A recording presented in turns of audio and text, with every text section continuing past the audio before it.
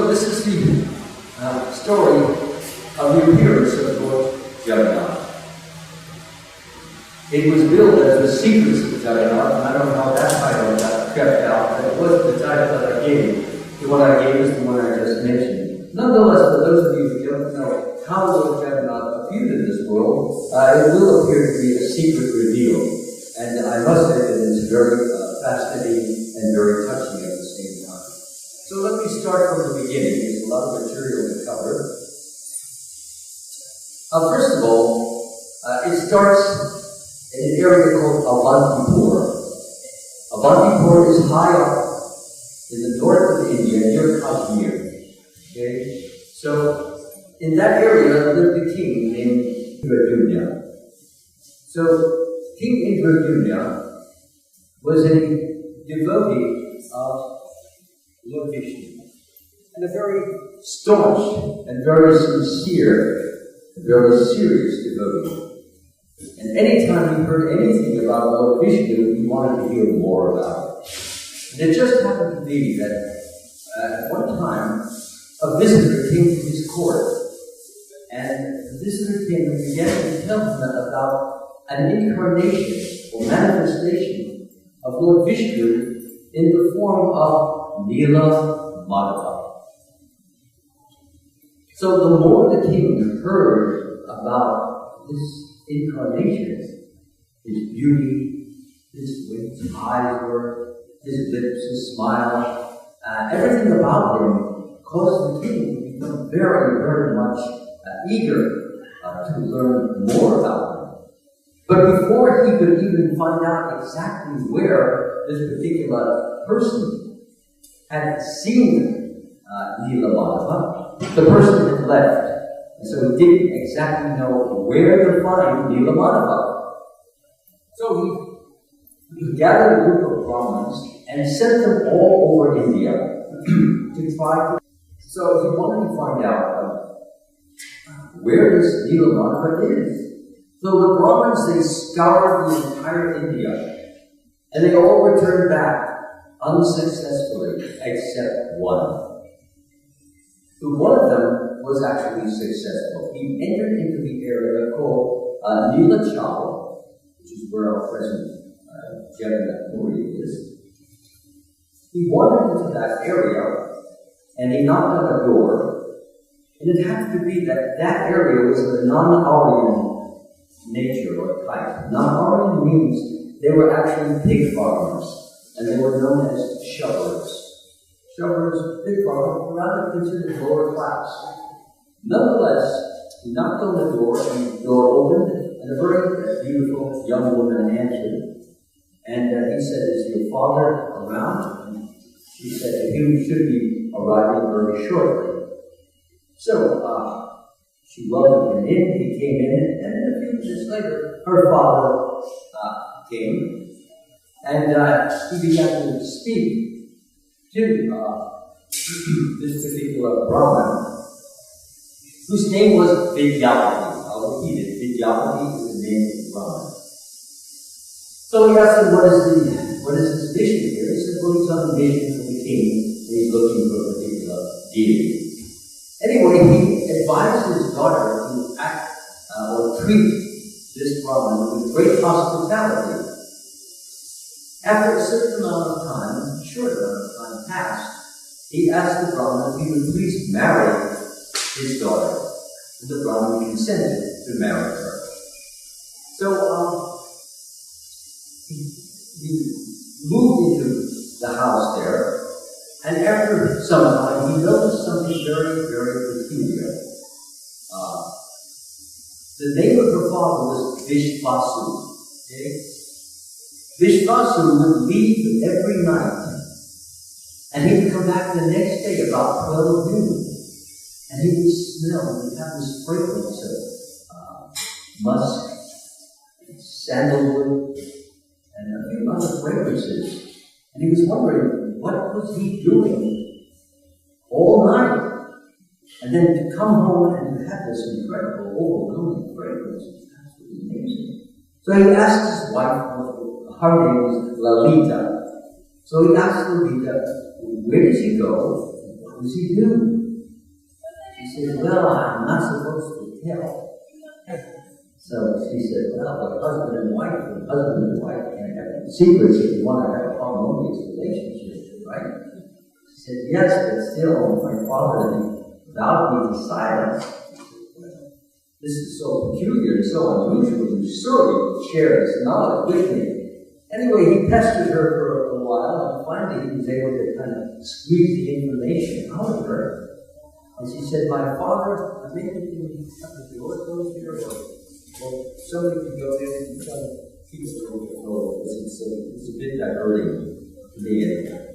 So, anyway, he said to her, so what did your father tell you? What is such a secret? She said, well, my father goes to worship a particular deity, and he worships him all night, and he comes back around 12 noon. What is the name of that deity? The deity is Nila Madhava. Nila Madhava? Everybody's been looking for Nila Madhava, and finally, you know where Nila Madhava is. He says, I personally don't know, but my father knows where he is. He said, well, Father came in and said, I'd like to know where this Nila Madhava is. Oh, well, I can't let anybody see Nila Madhava. He's my deity. Your deity. He says, yes, only I worship him, and only I get to see him, and only I get benedictions from him. So he said, well, you know, I've heard what it's like to see this deity. I've heard about him. There's, I'm sorry, no soap, as they say. We can't see the deity. Anyway, he beat his wife. He said, you've got to make some kind of arrangement with your father to let me see that deity. I'm here. I've been sent from a Bandipur over 1,000 miles just to find that deity. Finally, I found him, and you've got to do something to persuade your father to let me see him. So she went to her father and said, please, my husband is badgering me and pestering me and bothering me. He wants to see the deity. He said, no, I can't. Please. But you know how fathers do love their daughters, and after a while, they pester long enough, they may get what they want. And in this case, he said, all right, I'll make a deal. The deal is that I will take him to the altar of Nila Madhava, but not with his eyes open. You will have a blindfold over him so he does not see where the root is, how we got there. So, little did he know that his daughter was quite shrewd, and what she would do before they started on the trip is in the pocket of her husband, she put some mustard seeds. Okay? So the mustard seeds were in his pocket. He was blindfolded and then led along the forest path. And as he walked along the forest path, he sowed the seeds, threw them out, knowing full well that in due course of time, the seeds, so they get flipped into the ground, animals walking on them, different things, rain coming. So as a result, what would happen is that the mustard seeds would begin to bear fruit, and they would come up as plants, mustard plants. And we all know that mustard plants are yellow and very easy to detect. So if you're walking along and you see a trail of mustard seeds, and if you follow the trail, then it will lead you to the place where Nila Madhava was being worshipped. So that's what happened. The Sharma, whose name was Vishvasu, he led Vidyapati to that place, and finally he took off the blindfold, and the Brahman looked at the deity and said, I've seen anything so beautiful, so amazing, so awesome. And he immediately started jumping up and down and he couldn't resist, he couldn't restrain himself. So Vishvasu said, well, I'm going to get some offerings now, some leaves, flowers and fruits, and I will bring them back. In the meanwhile, you stay here, and we can continue your worship. So that's exactly what happened. A short time later, after he had gathered all of these things, and he put them on the altar, and began his worship. He started doing his mantras. No sooner did he begin this than a voice from the sky spoke. He said, "My dear Vishvasu, my dear devotee, for so long I have accepted simple worship from you. Forest flowers, leaves. But now I desire a different kind of worship. A worship from a royal type of worship. From King Indradyumna." Heard that? Indradyumna would come down, would take the deity, bring it back up to the one board, we wouldn't have this private, wonderful, close worship anymore. So what he decided to do is not allow his son-in-law, Vidyapati, to go back up to Avantipur. So what did he do? Inside the house, he tied him up. And he tied him to a solid structure. You know, like a post like you're sitting next to it. Yeah, something like that. He tied him up, and he couldn't move. Couldn't go this way, couldn't go that way. There was no way that he could go. So, his wife, seeing her husband all tied up, did not particularly like that. So she began to pester the father, "My dear father, I can't stand to look at my husband all tied up like a prisoner, like an animal." He said, "You have to unbind him and let him go and complete the job that he started in from Avantipur." He said, No, then the king will come and will take me and mother away. No, please, it breaks my heart. Well, at the end, she used her daughterly affection and was able to, in some way, appeal to him. And he said, "Oh." And he prayed and hoped that Nilamadeva would not disappear. Anyway, Vidyapati went up to Avantipur and he told King Indradyumna that he found Nilamadeva. Oh, he was happy, he was joyful.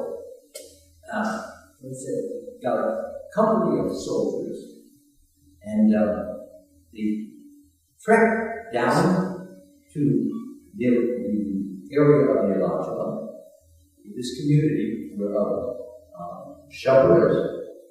And when they reached the area,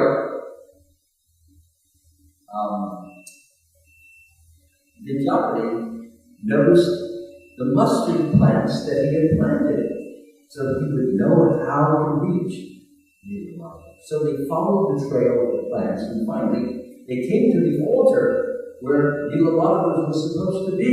And when they reached it, there was no Nilamadeva. Gone, disappeared. Where is he? First suspect would be who? Yes, Vishvasu was the first suspect. So the soldiers, King Indradyumna besieged the whole area, and he arrested Vishvasu. He says, "Where is Nilamadeva? We have come all this way, and now you've hidden him someplace. Where have you hidden him?" "I didn't hide him any place." "Don't lie." "No, I haven't. I didn't. I came there one day and he was gone. He disappeared." "I don't believe you." And then suddenly a voice from the sky came down and said, "Release this Shabra. You will no longer see me as Nilamadeva. I will now appear as woody Brahma, called Daru Brahma. And the way that will happen is up on Nila Hill.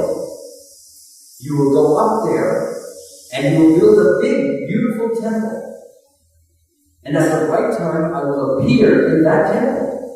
And then you will see me, but not in the form of Nilamadeva, as Vidyapati had seen me, but in a different form, of a wooden form.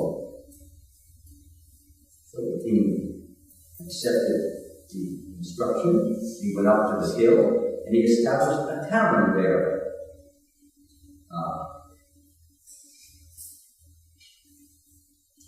And that town that he constructed, in that town, he built this beautiful structure.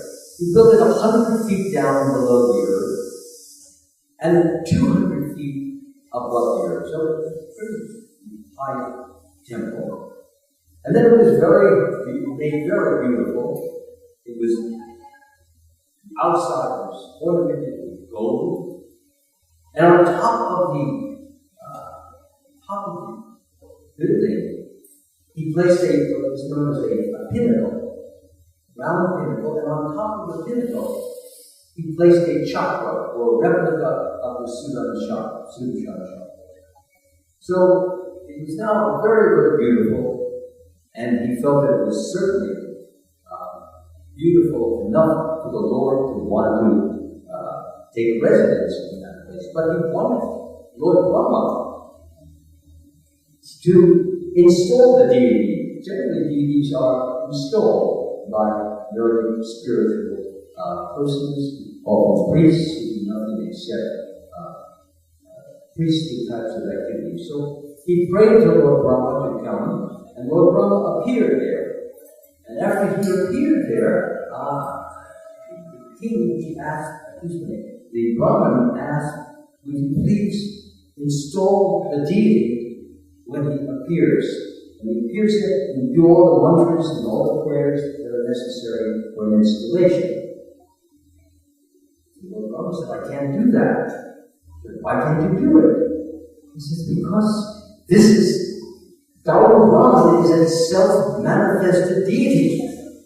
He manifests himself, he installs himself, so I have nothing to do that. It's out of my jurisdiction.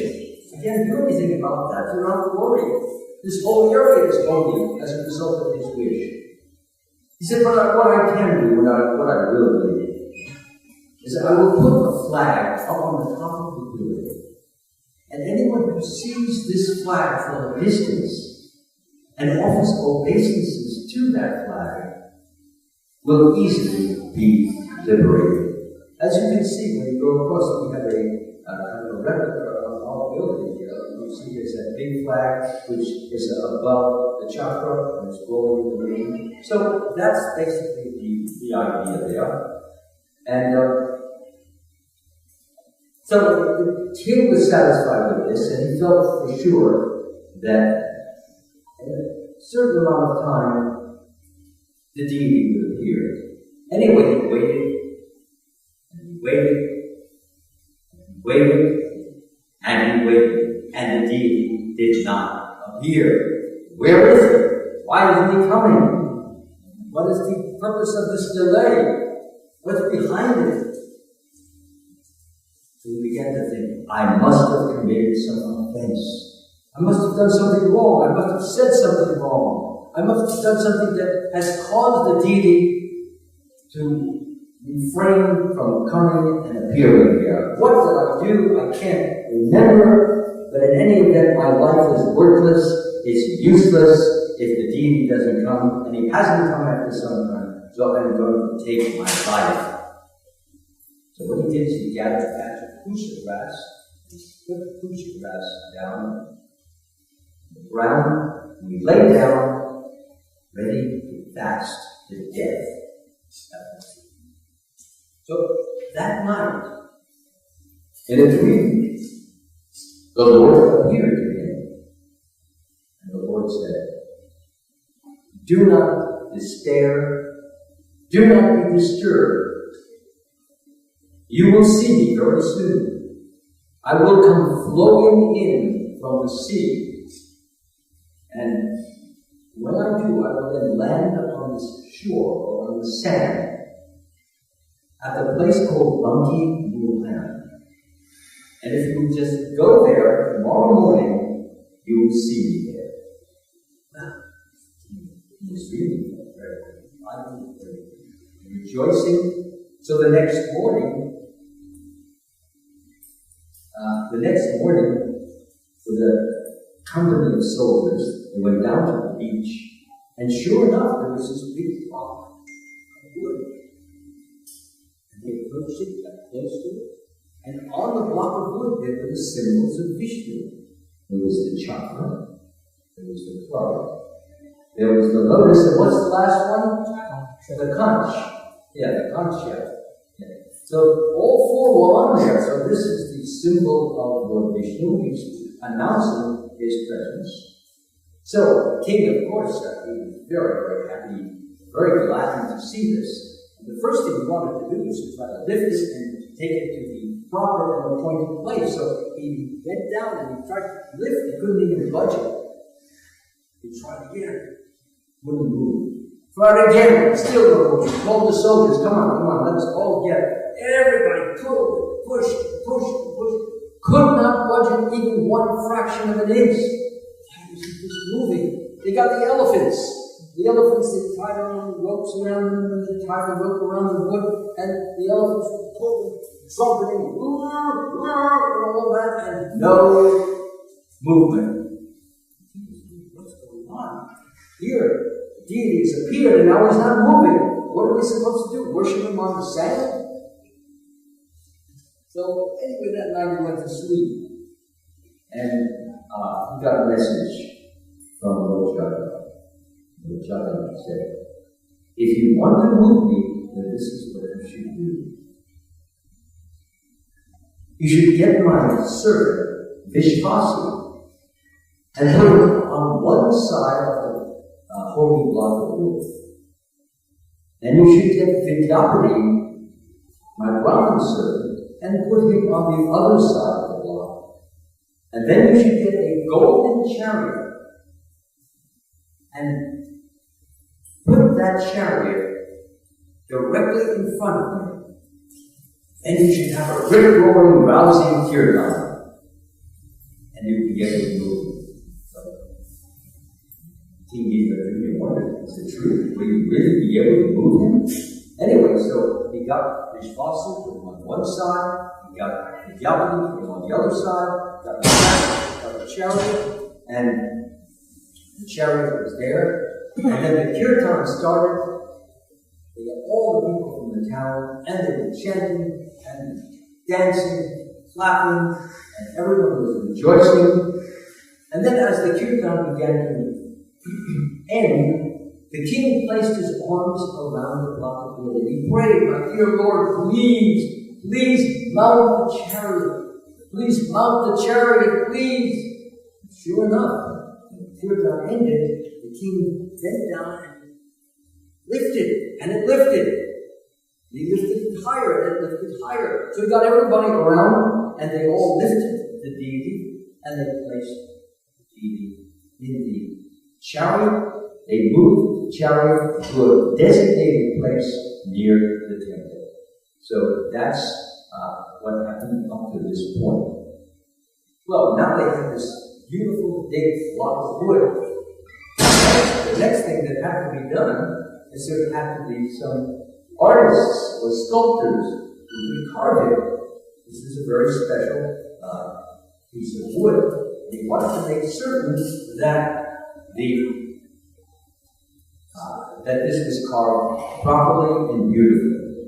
So the different sculptors, they came, they took their mallet, and their chisel, and they began to try, banged on the chisel, banged on the mallet, banged on the chisel, but as they did that, the chisel broke in half, and then in pieces, and the chisels just fell to the ground. So one artist, second one, third, fourth, fifth, sixth, eighth, ninth, 10th, all the chisels broke. How do you carve the deity? We don't have somebody to carve it. We don't have the instruments to do that. Lo and behold, as the king was just trying to figure out an answer to this frustrating problem, an old sculptor wandered in and came in and said to the king, I will carve your deity if you will allow me 21 days in solitude. Then it shall be carved to your satisfaction. But no one should enter the room while I am working. you do, then the deity will be incomplete. You understand? Well, of course I understand. All right. Now, these are the artists that you had before. Take them into another area and they will construct 3 chariots. What are they for? You will see. You don't have to ask questions now. Everything will be answered in due course. So, his name was Ananda. He was actually Vishvakarma. You know Vishvakarma? He was the architect of the demigods. But he was in disguise. And he didn't want to be known. So, for a reason I don't exactly know, but that's the way he wanted to be. So the doors were locked, and the sculptor began working. And every day the king would come down and he would listen on the door. And he would hear the hitting sound of the mallet against the chisel.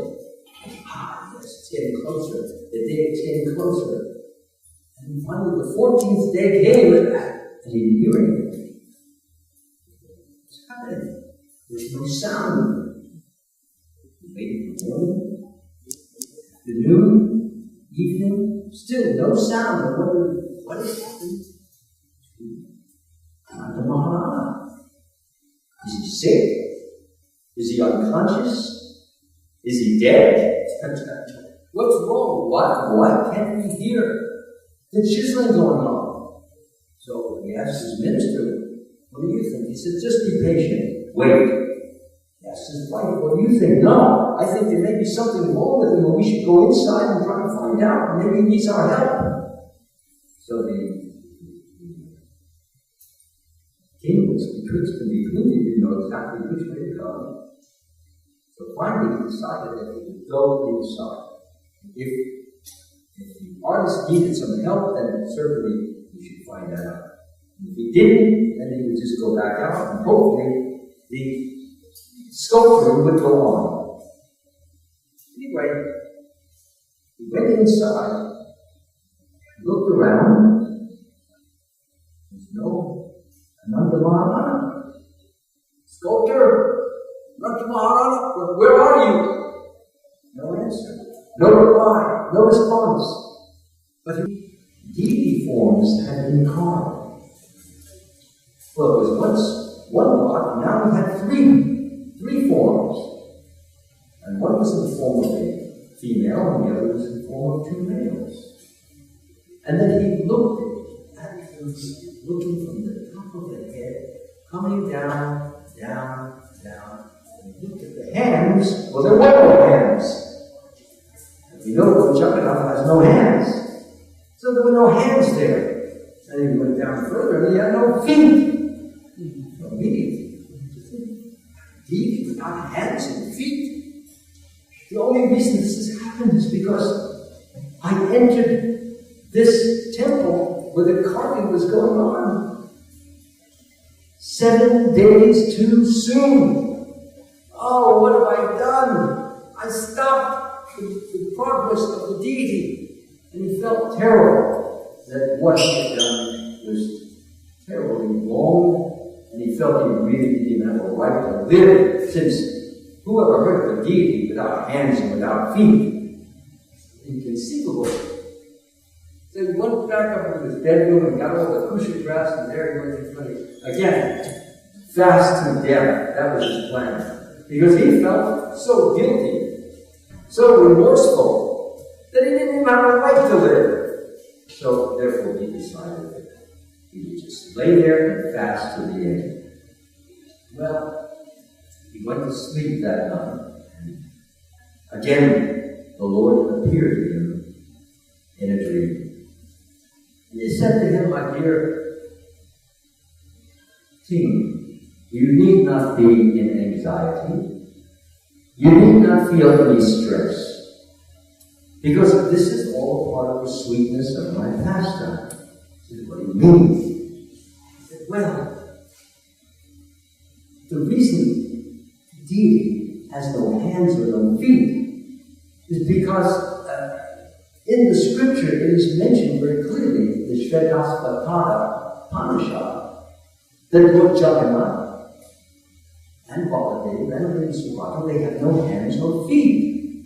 So in order to conform to the scripture, I had to, from within yourself, from your heart, I had to urge you to enter the temple 7 days too soon.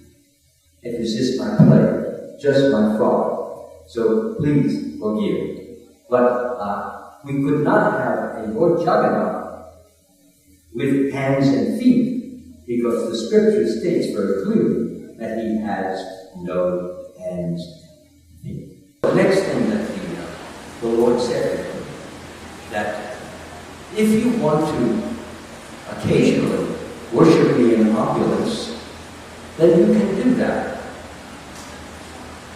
And the way you will do that is that you will decorate me with gold or silver hands and feet.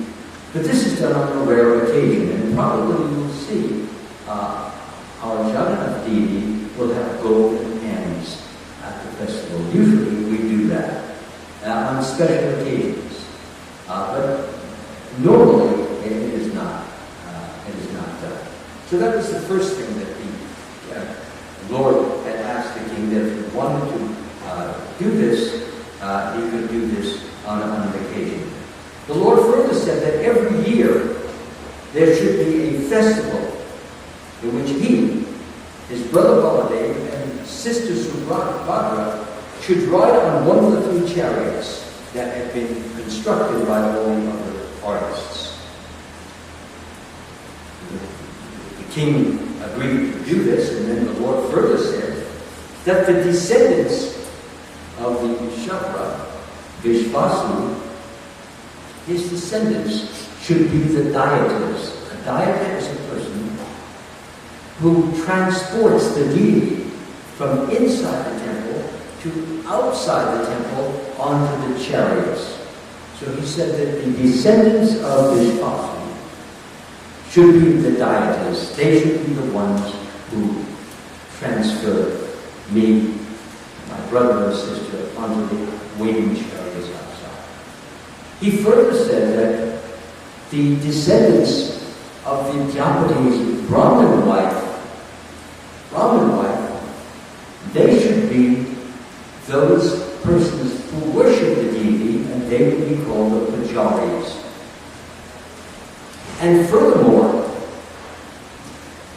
he said that the descendants of the Japanese Kshatriya wife, that's the Lalita, that was her name, that they should cook the food, and they would be called Suryadas. So therefore, the Lord set up a definite way in which this is to be done on a regular basis. Then, further, 1 or 2 other things were arranged.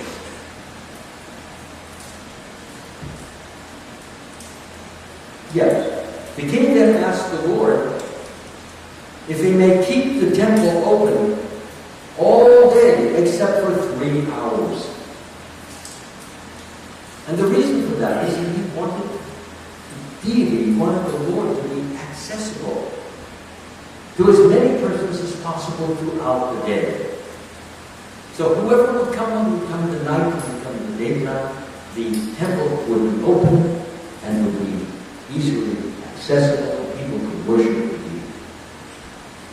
That was the first thing. The second thing, he said to the Lord, I would like it that you should always be eating, you should always have your fingers wet from feasting all day and most of the night. Would that be okay? And he said, well, of course. You want to feast me, I'll be happy. And what happens is 56 different preparations were prepared. So that would keep the Lord busy for quite a long time, eating and eating and eating. Of course, the Lord has an infinite appetite, so he can eat as much as he wants and doesn't put on 1 pound. Doesn't gain any weight or anything like that. So the Lord agreed to that. And then the next thing that that was requested is that the king asked, I do not want to have any descendants. And the reason for this is that if I have descendants, they may lay claim to the temple as their own, when it is actually your temple. And they may then begin to change the procedures that are being established. Because when a person owns something, he can do whatever he wants with it because it's his. So the Lord agreed, yes, we'll have no descendants at all. So those three things were agreed to.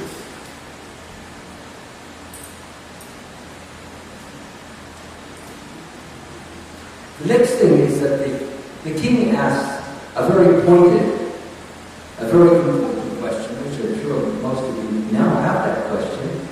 And the question was, but why? Why do you have to appear without hands or feet? What's the necessity for it? No other deities appear without hands and feet. Why do you have to appear that way?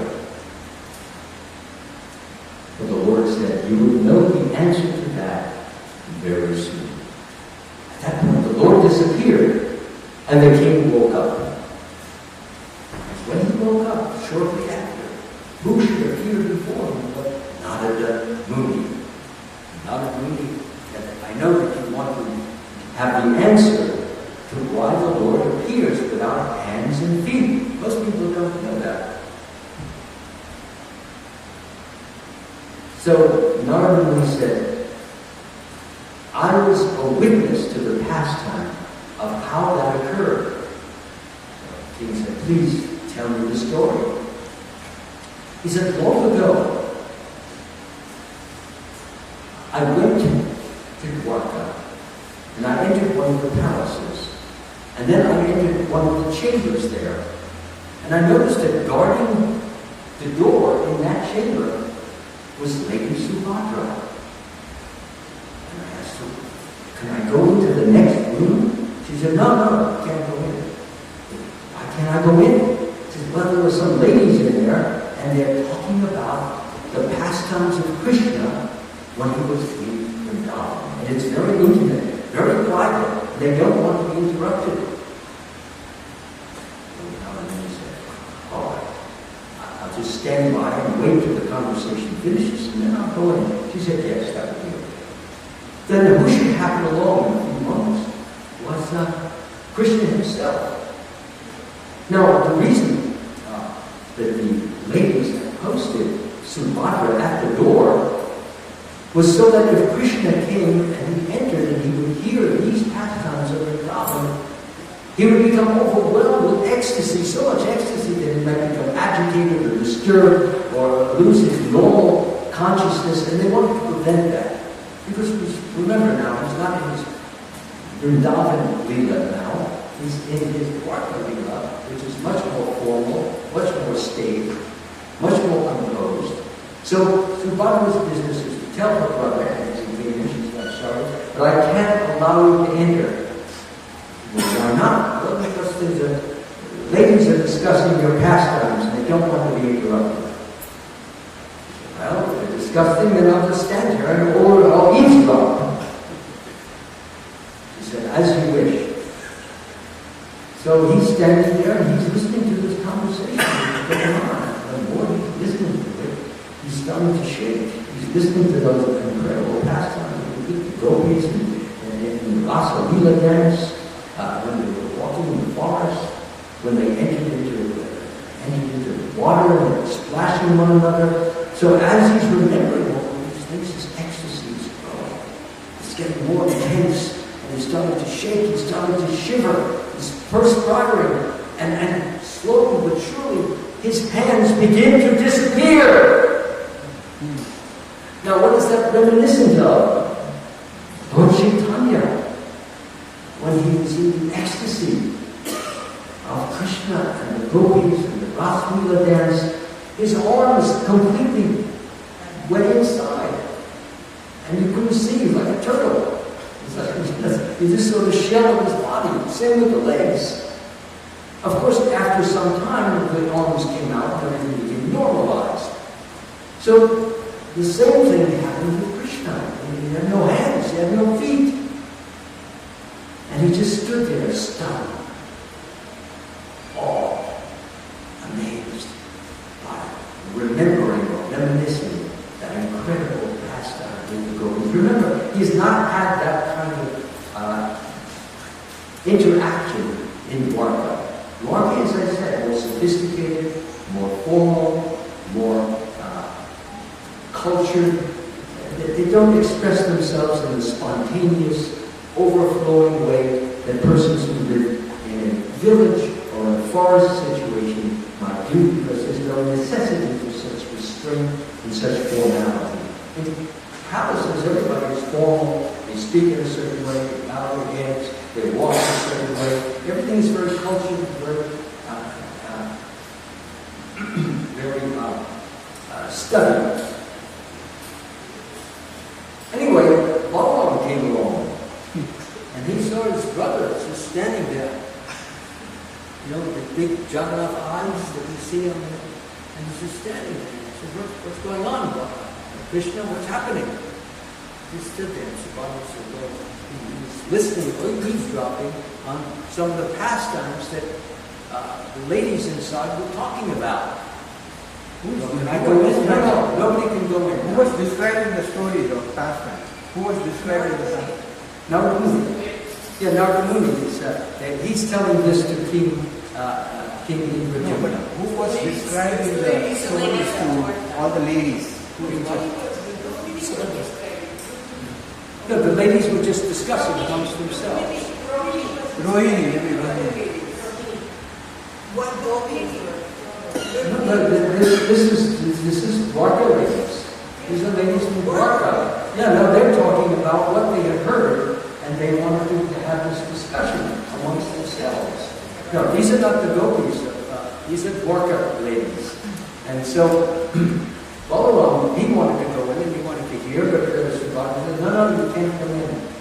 So he said, well, my brother, he's standing here, I'll stand here also. So he began to eavesdrop and overhear the conversation, and slowly but surely, he also began to enter into this ecstasy that Krishna was in. Now his mouth was open, his eyes open wide, he's just standing there, and slowly but surely his hands disappeared. He had no hands, he had no feet. Subhadra saw this amazing. She began to listen more intently now to what was going on inside, because she was just guarding and maybe having her own personal thoughts.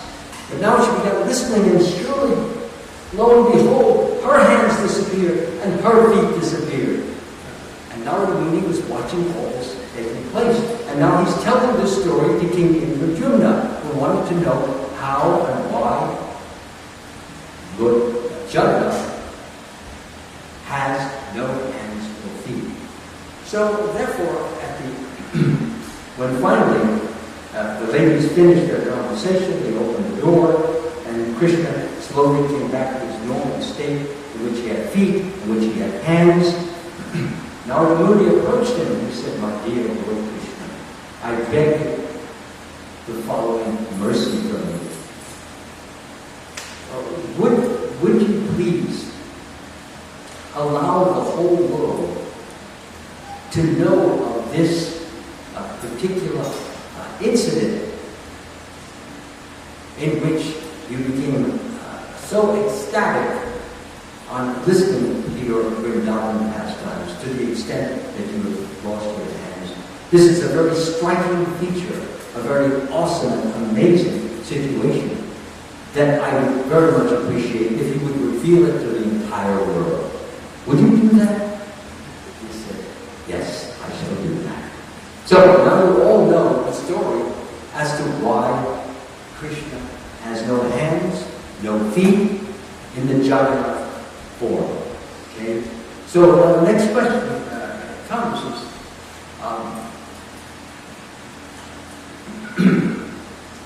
well,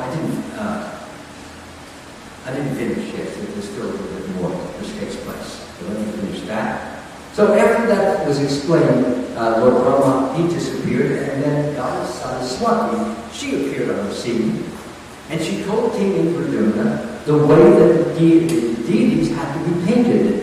Jaggannath has to be painted black, Balaram has to be painted white, and Dwarka should be painted yellow. And the king brought in the artists, and they were painted just the way we see them in our temple. So now the next thing, now the deities were all ready and waiting. They were placed in the temple. And next, who should come? But Lord Rama, he appears with hundreds of demigods.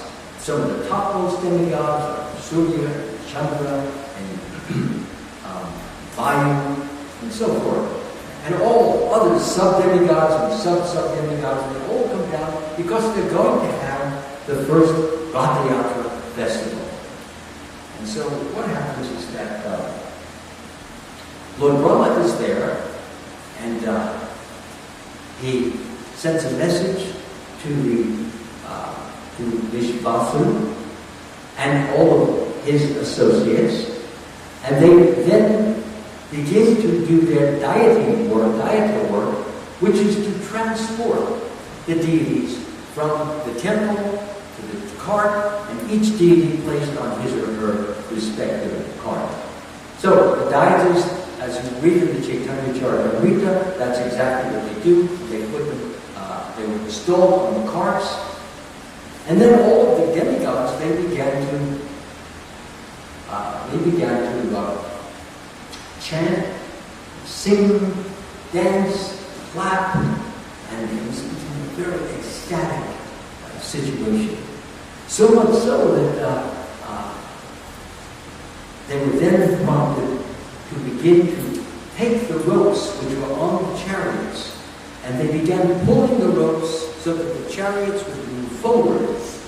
And as the chariots moved forward, what happened is that the deities were able to see all around them, left and right and forward.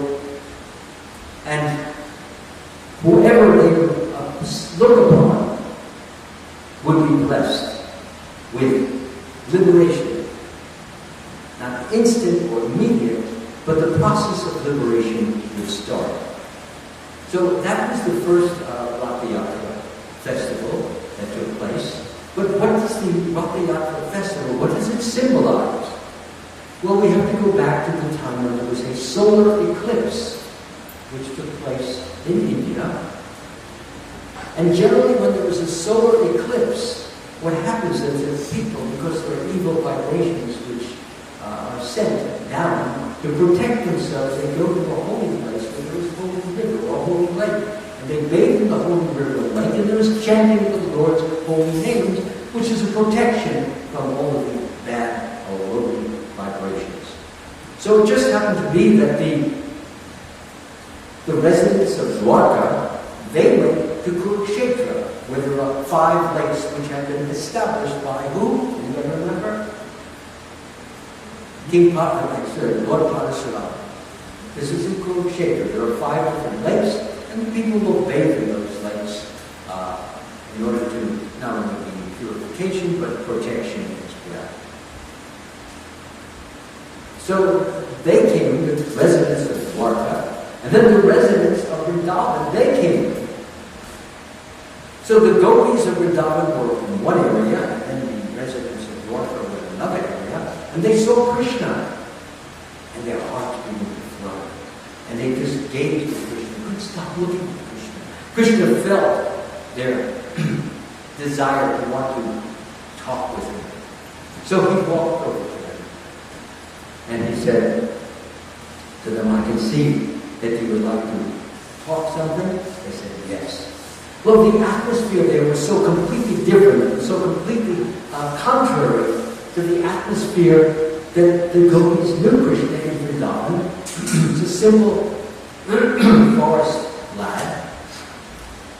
Whereas here, what we had is rattling chariots, trumpeting elephants, 9 horses, winning horses,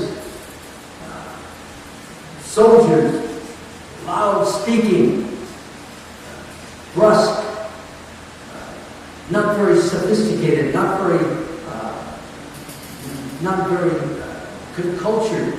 So it was in a situation in which the gopis felt very much not at home.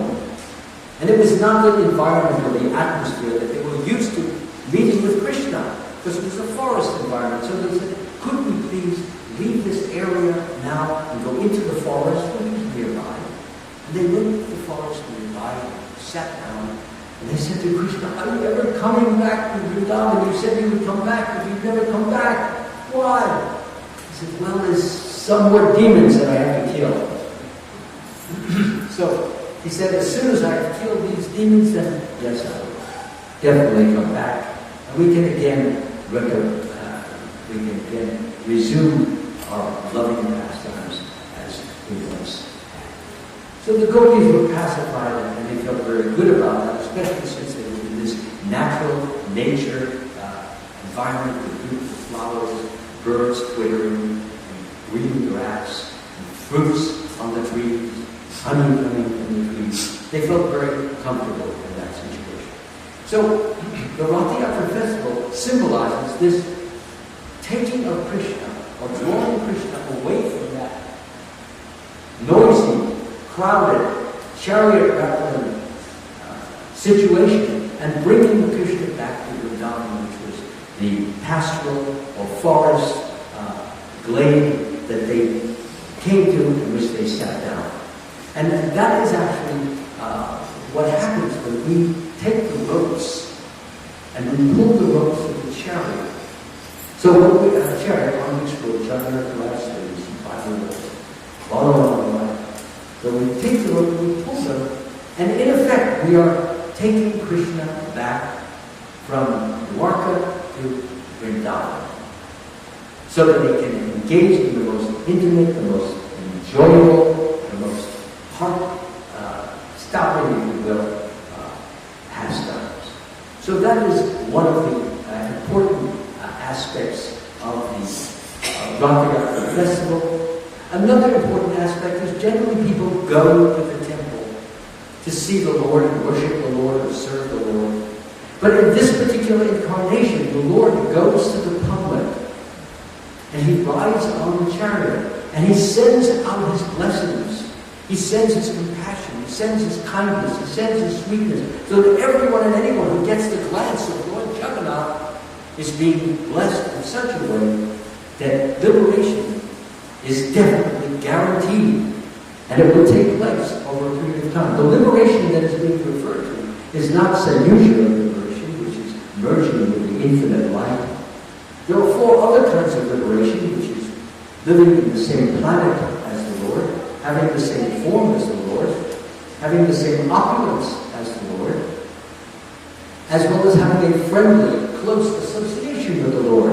And that is the liberation that is being talked about here. When he put Brahma, and when he put the flag on the top of the temple, and he said that whoever prostrates, gives obeisances, would be liberated. He's talking about Vaishnava liberation, not impersonalistic liberation. So what we have here, what we see here, is that the Lord agrees to come down and go amongst the people, even though he doesn't have hands or legs. He has no material hands or legs. He has transcendental senses, and with his transcendental senses, he accepts all the offerings that are made along the route that the chariots are wheeled along. So therefore, we are very, very blessed and very, very wonderful that we have festivals like this, because we can accelerate or expedite our spiritual advancement by seeing the Lord, by serving the Lord, such as pulling the ropes, or making the garlands, or chanting, or dancing, or clapping, or simply shouting Jai Jaggannath. The Lord is receiving all of this and enjoying all of this, and in reciprocation, he is giving his mercy in the form of his love to all of us. So therefore, we should be very, very thankful, and we should give our thanks regularly, daily, to the Lord for providing this experience, this accessibility, which enables us to make spiritual advancement much more readily than we might otherwise do. In earlier ages, what happened is that sometimes people have to wait 60, 70,000 years before they can achieve this liberation.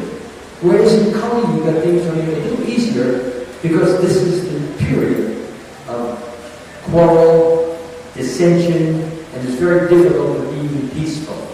But the Lord is making it more readily available to become peaceful by chanting the Lord's holy names, by worshiping His forms, by bowing down to Him, by having friendly association with Him, and by feeling that we are privileged to have all of this as His grace, as His kindness, as His sweetness. And therefore we should not take it cheaply, but rather we should try to share it with those who may be less fortunate, so that they too can have the benefit and the blessings of the Lord Jaggannath. Lord Jaggannath ki Jai! Lord Jaggannath ki Jai! Lord Devi ki Jai! Sumatra ki Jai! All glory to the assembled devotees. Thank you very much.